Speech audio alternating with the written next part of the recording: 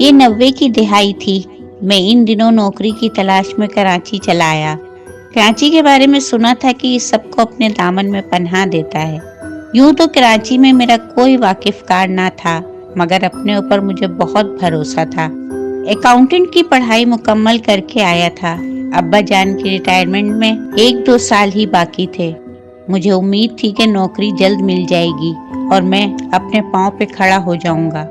جب کراچی چھاؤنی کے اسٹیشن پر اترا تو رات کے 8 بج رہے تھے۔ میری کل کائنات ایک سفری بیگ کے سوا کچھ نہ تھا۔ ان دنوں موبائل فون بھی اتنے عام نہیں تھے۔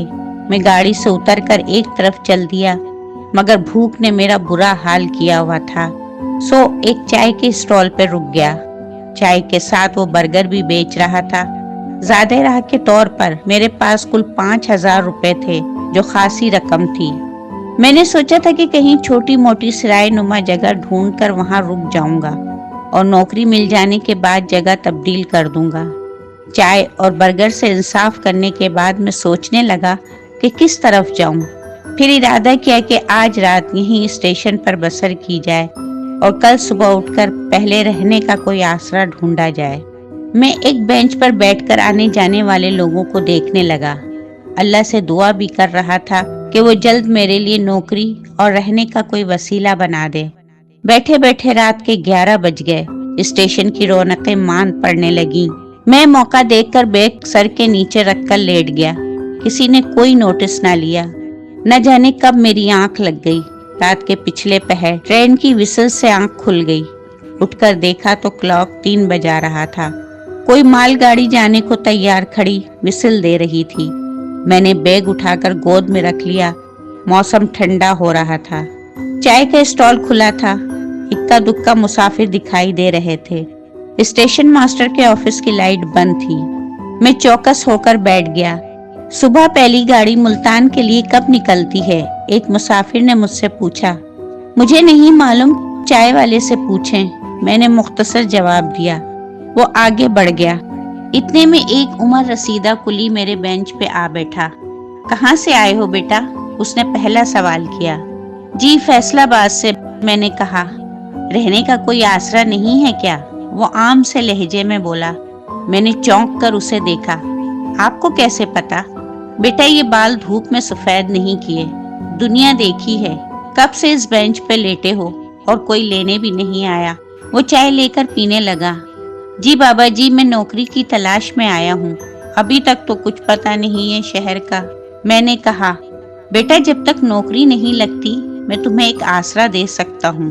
وہ مجھے بغور دیکھتے ہوئے بولا۔ اچھا بابا جی؟ میں نے خوش ہو کر پوچھا۔ صبح 7 بجے میری ڈیوٹی ختم ہو جائے گی، پھر میرے ساتھ چلے چلنا۔ وہ چائے ختم کر کے کپ دینے اٹھ گیا۔ میرا نام مشتاق ہے اور نمبر 219 ہے۔ وہ واپس آ کر بیٹھ گیا۔ باتوں میں وقت کا پتہ نہ چلا اور فجر کی اذان ہو گئی۔ نماز پڑھ کر مشتاق بابا 6 بجے والی ٹرین کی طرف بڑھ گئے اور میں وہیں بیٹھا ان کا انتظار کرنے لگا۔ ٹھیک 7 بجے میں ان کے ساتھ چل دیا۔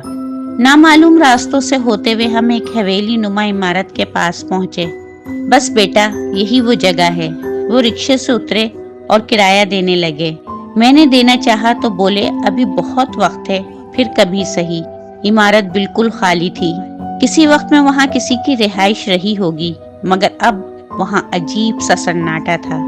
میں بڑا سا سیاہ گیٹ عبور کر کے اندر داخل ہوا۔ ایک ہال نما جگہ تھی جس کے سامنے قطار در قطار 10 کے قریب کمرے تھے۔ کمروں کے دروازے بند تھے۔ ہال کے وسط میں گول گھومتی ہوئی سیڑھیاں تھیں۔ سیڑھیوں کے اوپر سے روشنی نیچے ہال میں پھیلی ہوئی تھی۔ ایک عجیب سی مہک اس پوری عمارت میں پھیلی تھی، شاید لکڑی کی مہک تھی۔ مشتاق بابا گیٹ کے قریب ملحق کمرے کی طرف بڑھ گئے۔ آجا بیٹا، یہ میرا آسرا ہے۔ وہ اندر داخل ہوئے۔ کمرے میں ایک چارپائی بچھی تھی، ایک میز اور ایک کرسی بھی تھی۔ میز پہ مٹی کے تیل کا لیمپ دھرا تھا۔ اس کے بالکل اوپر ایک کارنر پر قرآن کا نسخہ اور کچھ کتابیں تھیں۔ ایک کونے میں چھوٹا سا چولہا اور کچھ برتن تھے۔ انہوں نے کہا میں جب تک جی چاہے یہاں رہ سکتا ہوں، اور وہ خود بھی بس اس کی نگرانی کے لیے یہاں رہتے ہیں، اس لیے کوئی کرایہ نہیں دینا ہوگا۔ اندھا کیا چاہے 2 آنکھیں، میں نے فوراً ہاں کر دی۔ اس وقت میرے وہم و گمان میں بھی نہیں تھا کہ یہاں رہنا کیا رنگ لائے گا۔ مشتاق بابا میرے منع کرنے کے باوجود مجھے چھوڑ کر ناشتہ لینے چلے گئے۔ میں اپنے بیگ سے کاغذات نکال کر دیکھنے لگا۔ میرے سرٹیفکیٹ اور ڈگری مجھے جلد نوکری کی نویس سناتی معلوم ہو رہی تھیں۔ اس جگہ پہ ایک محیب سا سناٹا طاری تھا۔ مجھے تجسس سا ہوا، یہ کس کا گھر تھا اور وہ لوگ کہاں گئے جو یہاں رہتے تھے۔ میں کمرے سے باہر نکل کر گھر کا تفصیلی جائزہ لینے لگا۔ عمارت ایک گولائی لیے ہوئے تھی، تمام کمروں پہ نظر جاتی تھی۔ کمروں کے دروازے سیاہ لکڑی سے بنے تھے، ان پہ پھولوں کی نقش نگاری تھی جو وقت کے ساتھ کچھ دھندلا گئی تھی۔ ایک کونے میں کمرے کا دروازہ کھلا تھا، اندر سے دھوپ کی ہلکی روشنی آ رہی تھی۔ میں آہستہ قدموں سے زینے کی طرف بڑھا۔ اس کے قریب پہنچ کر میں نے اوپر دیکھا، سیڑھیاں گول گھومتی اوپر ہی اوپر جا رہی تھیں، شاید چھت تک جاتی ہوں۔ میں نے دل ہی دل میں اندازہ لگایا۔ میں سیڑھیوں کی ریلنگ کو پکڑنے ہی والا تھا کہ مشتاق بابا گیٹ سے اندر داخل ہوئے۔ کہاں جا رہے ہو بیٹا؟ آؤ ناشتہ کرو۔ ان کی آواز سن کر میں جلدی سے کمرے کی طرف بڑھ گیا۔ وہ ناشتہ، چائے اور اخبار لائے تھے۔ ناشتہ کر لو، پھر نوکری کے لیے کوئی آسامی دیکھو، انہوں نے سنجیدگی سے کہا تو میں بھی جلدی جلدی اخبار کھول کر دیکھنے لگا۔ میں ان پر بوجھ نہیں بننا چاہتا تھا، پہلے ہی وہ مجھ پہ احسان کر چکے تھے۔ انہوں نے بتایا کہ کونے والا کھلا کمرہ باتھ روم ہے، وہاں پانی بھی وافر ہے، تو میں اطمینان سے تیار ہو سکتا ہوں وہاں۔ ناشتہ کر کے میں ایک دو نوکریاں دیکھ کر وہاں جانے کی تیاری کرنے لگا۔ بابا جی زمین پر چٹائی بچھا کر لیٹ گئے۔ ان کی ڈیوٹی رات کی ہی تھی۔ ان کے مطابق ان کا اس دنیا میں کوئی نہیں تھا، اور جو بھی آمدنی تھی اس کا کرنا ہی کیا تھا سوائے کھانا کھانے کے۔ وہ سو گئے اور میں نوکری کے لیے نکل گیا۔ اس حویلی نما عمارت کو باہر نکل کر میں نے غور سے دیکھا۔ وہ 3 منزلہ عمارت تھی اور اچھی حالت میں قائم تھی۔ عمارت کی چاروں طرف میں کافی دور تک میدان تھا، باقی آبادی اس سے ہٹ کر تھی۔